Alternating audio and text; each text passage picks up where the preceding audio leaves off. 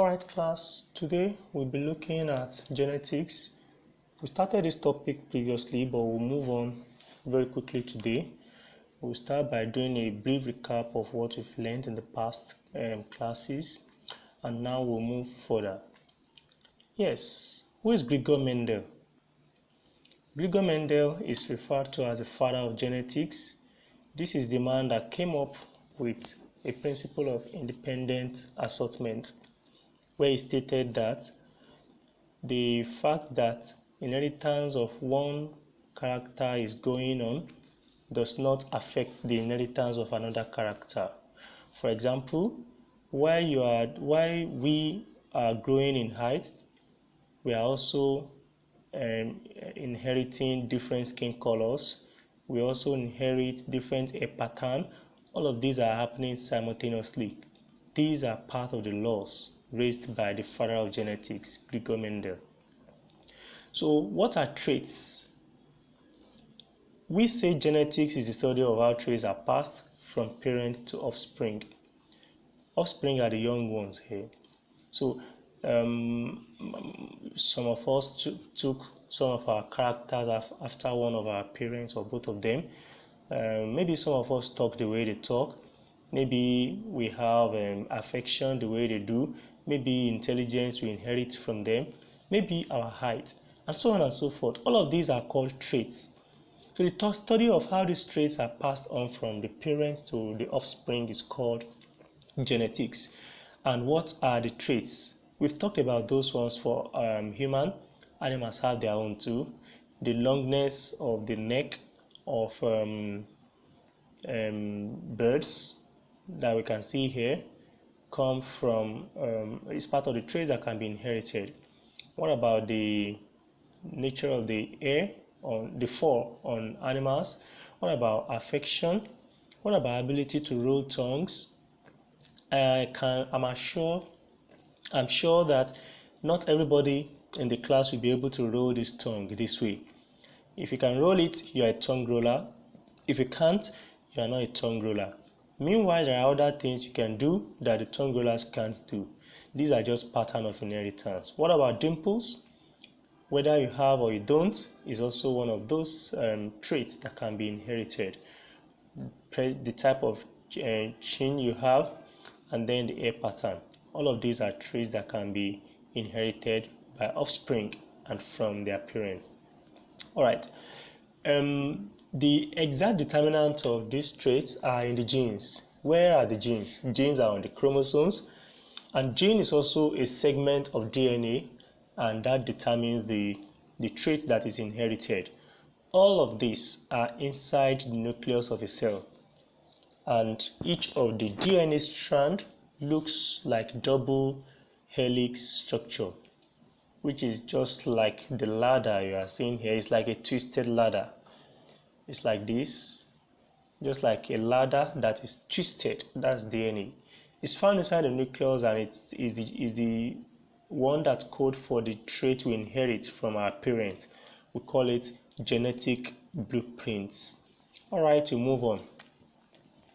So we have what we call homologous chromosomes. Homologous chromosomes is a pair of chromosomes, just as we know. During mating, the male and female counterparts in different organisms come together to produce offspring.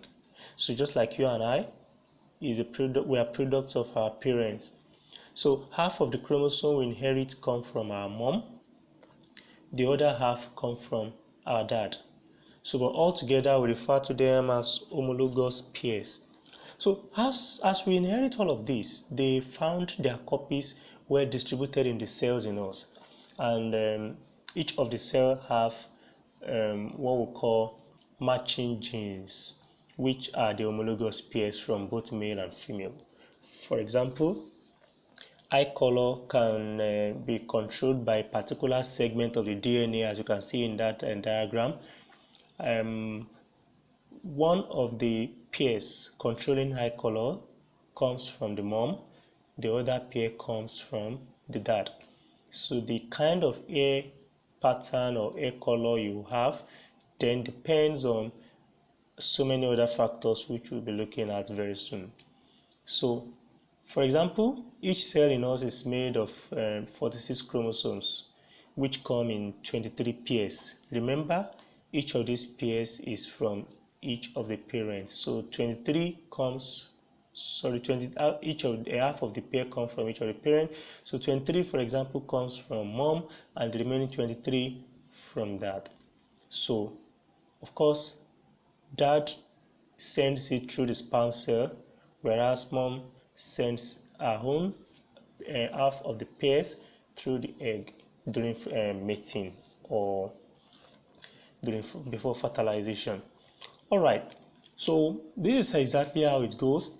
We can have the same gene for eye color, most times located at the same position, which we call locus. Say the same locus. Eye color, for example, in this diagram, we have blue from one of the parents, we have brown from another parent. Remember, this is a single trait. The trait is for eye color, but we have two different forms of the eye color. It can be a blue eye, it can be brown eye. We call each of these by the name alleles. So what are alleles? Alleles are different genes for the same trait. So eye color is a trait, but there are different genes controlling the eye color. We have blue eyes, we have brown eyes. I hope you understand what we mean by alleles now. In the real sense of it, we use letters to represent alleles. The letters can be in block form, as capital letter to represent dominant, and then it can be in lower cases, recessive allele to represent recessive. So we'll be looking at that also in the future. Now, that is it here. Dominant, recessive. What do you mean by that? Dominant means can mask out the effect of others and prevent them from showing. So they always like to dominate. From the name dominant, dominate. So we cannot tell by look. We can tell based on the information instruction that is given most times in the question.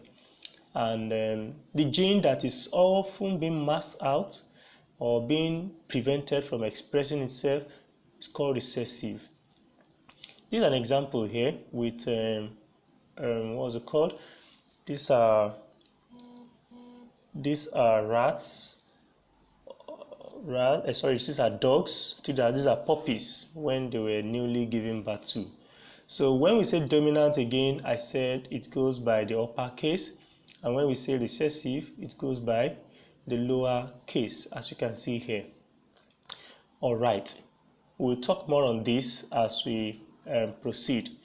So, but remember, in skin colors, black is always dominant over white, and that is why most times when we have husband and wife with maybe husband with dark skin color and then the wife with maybe white color, most of the children can tend to have the dominant color, which is the black, or at least a trace of it. And that also suggests the reason why if an African gets married to an European, for example, most of the children are mostly half caste. The way we call it, that means they take an intermediary of the two colors. So the color of the white is usually not dominant, but that of the black is more dominant. That means will be expressed most times. All right, let's look at more, and this is one important one we need to look at. What type of thumb do you have? Is it a straight thumb like the first one there, or each Ika thumb like the second one? So when it is straight, it is dominant. When it is each Ika, it is not dominant. But it's possible that someone may have straight thumb, and it can come in two ways.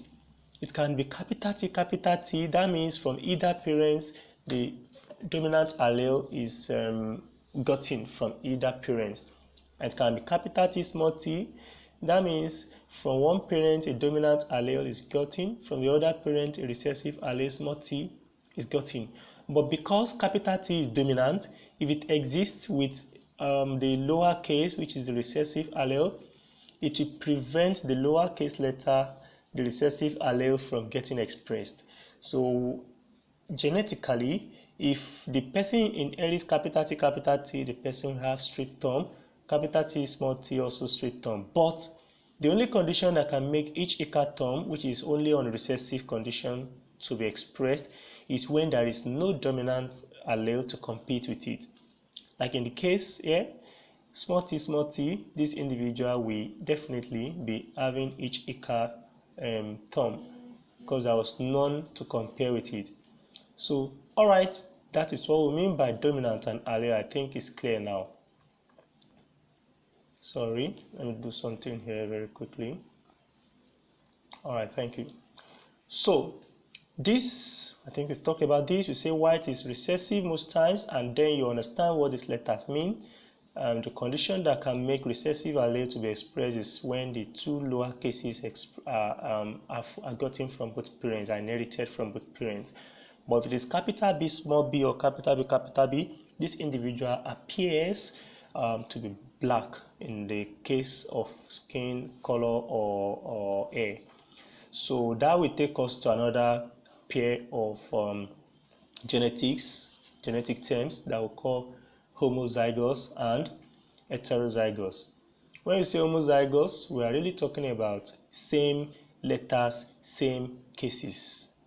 So capital T, that's homozygous condition because the same thing, homo means the same thing is gotten from both parents, same letter, the same case. That's capital T, both are dominant. So we also call this homozygous dominant. In a situation where small t are gotten from either parent, that is also homozygous because the allele are the same, the cases are the same, but they are both recessive. So we can also call that homozygous recessive. But in a situation where we have a dominant from one parent and a recessive from the other parent, we call that heterozygous condition. It also has another name, which is hybrid, and this is an example. Now listen, if the dominant is having a particular letter used, the recessive most times do not have a different letter. It will rather be the lower case of the same letter we use for the dominant. Please take note of that. So that will take us to the next pair of comparison that we need to learn in genetics. We call this genotype and phenotype. What's genotype? That's the combination of genes an organism actually have. And then phenotype is the physical appearance as a result of the genetic makeup. So that means the ones eyes can see is the phenotype. The ones the eyes cannot see is the genotype. So all those letters that we've talked about before are genotypes, for example. And we are going to look at probability test in genetics, but we are going to end it here now. Probability test will take effect from the next class. Have a nice day.